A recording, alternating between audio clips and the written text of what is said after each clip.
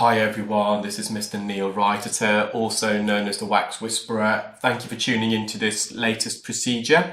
It's a very exciting one because I've finally achieved and surpassed the 1 gram mark in terms of weight of earwax extracted. For people who haven't watched my channel or videos before, around 6 months ago I purchased some precision digital scales that are used to weigh jewellery, I think, because I didn't really have an idea how much wax actually weighed, and I came to the conclusion after weighing quite a few procedures that 1 gram is kind of almost like the holy grail. I've been close to it on a couple of occasions, but not quite there, and finally I've achieved it, yeah. So I'm not sure if any other channel or a specialist has been weighing wax. It'd be interesting. But from my knowledge, I don't think wax has actually been weighed in this manner before. So as of today, although I might be wrong, I'm going to claim this to be the world's heaviest earwax removal extraction. If you look back at some of my other videos though, over the years, I'm pretty sure in comparison, there were some other procedures I've performed in the past that would possibly hit the 2 gram mark, but at that time I wasn't weighing the earwax. But for now, I've hit that 1 gram mark, and yeah, I'm going to try and develop, I've said it before, I'm going to try and develop a little leaderboard and we can keep tabs of it. So this patient attended with bilateral fully occluding earwax. The earwax was extremely dry and matted. There's a lot of hair there, and also the patient has got a lot of hair cilia near the entrance of the ear canal. The cilia are there for a purpose, actually, the hairs. They are there to filtrate the air and trap any dust or foreign particles. It's also the hair strands that are connected underneath the layer of skin to the ceruminous glands, which are the oily, sweaty glands that we also find under our armpit. If you have got that particular gene, you might have seen a video recently where I was explaining genetics behind that. And also the sebaceous glands. The sebaceous glands are found on most hair follicles around the body. So if you, on your scalp, for example, and these sebaceous glands secrete a substance called sebum, which consists of alcohols, squalene, cholesterols, long chains of fatty, saturated and unsaturated acids, and the sebum provides a protective, and also the the oily sweat secreted by the sebaceous glands, they provide a protective film over the ear canal, the skin that lines the ear canal. It's like both those substances are slightly acidic, and the acidity helps prevent or inhibit certain bacterial growth.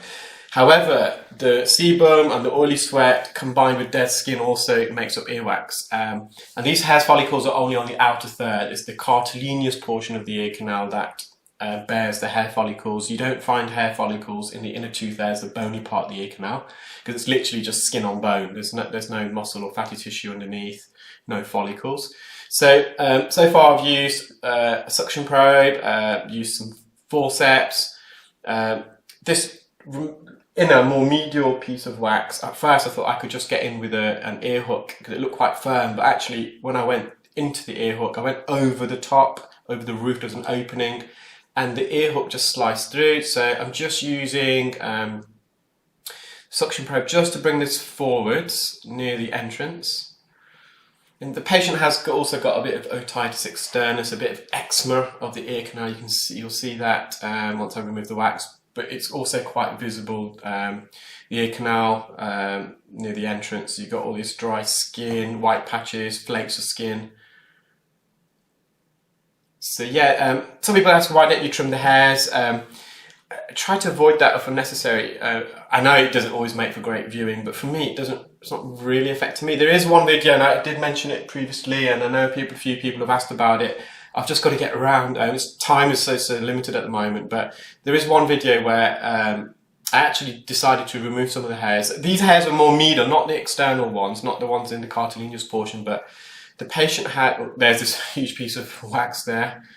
The patient had been trimming the ear hairs at the entrance, and these loose hairs flew loose into the ear canal and matted against the eardrum and wax.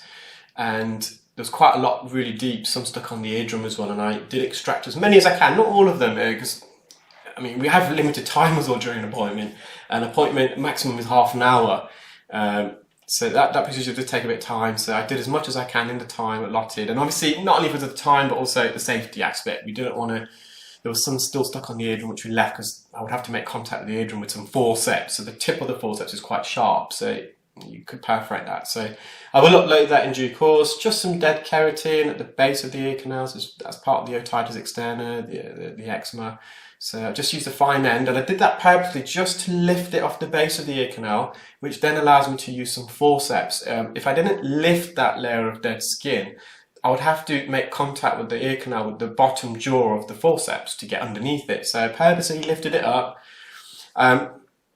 So forceps, it did remove it, shredded it a bit. So sometimes I personally prefer using suction, a fine end tip to vacuum dead skin, because I can then peel it in bigger chunks.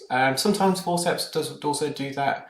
The problem with the fine end is that less so with the fine end, with the normal Zollner suction probe, with dead skin you get clarinetting, the skin violently flaps at the tip of the suction probe and it emits a very high frequency squeal, which is almost deafening, not only for the patient but also for me performing the procedure. A fine end tip like what we're using at the moment, I would say most of the time I don't get any clarinetting. If you do, it's at a very low level, no more than a standard Zollner suction probe would be in terms of intensity, decibel intensity. So I've just peeled off a lot of the keratin. See, I find in that case the fine end is far superior than the forceps. So they each have their role, and it's just sometimes trial and error, but also knowing the anatomy, knowing the type of skin that you're removing. So the left ear's done. This is the patient's right ear. So again, a lot of hair, it's matted. This wax is almost at the entrance, so the endoscope's barely into the ear and the wax is right in your face, and that's why you get a bit of a reflection. And when the wax is hard and you've got loads of hair, you do get a natural reflection. There's nothing we can do with that. So I've just gone to the roof of the ear canal again with the ear hook, and there's a huge piece of dead keratin. You can see the keratin, the ribbons of keratin there, and also wax. So the blockage has actually been removed, just some keratin around the edge, and again you can see all the white reflection. That's just the light reflecting off the skin. As I said, can't really do that. That's meant to be like that. So just lifted, elevated some of this dead skin off the anterior canal wall. So anterior means the front part, and we're near the entrance door, as you can tell, because all the hairs are there. And just got some forceps to peel and extract this long tail of skin. And I think I'm just going to be mopping up in around the ear now. With the forceps, I'm going to use a suction probe. So whilst I'm doing that, sorry I've not uploaded any videos of the weekend. I decided to have the weekend off. Just need some time out really.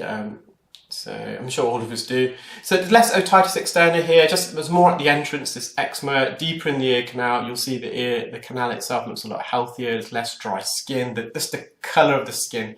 It's more pale pink as opposed to a darker, redder pink. When you've got a darker, redder pink, so did I say the word pimp there by accident? I do apologise.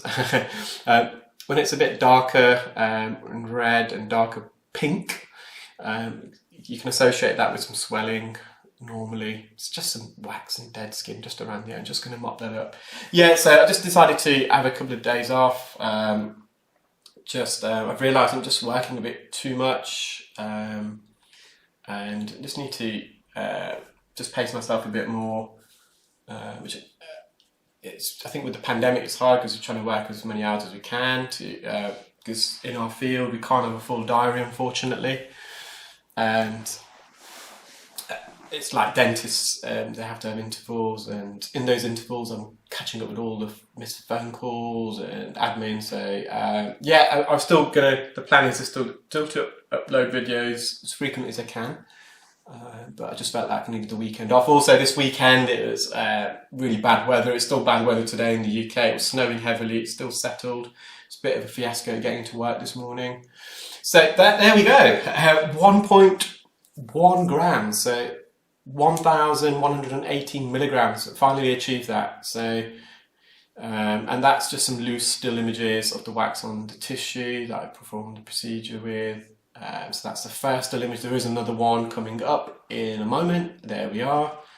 So I hope you enjoyed that video, guys, and I shall speak to you all soon. Thank you. Bye.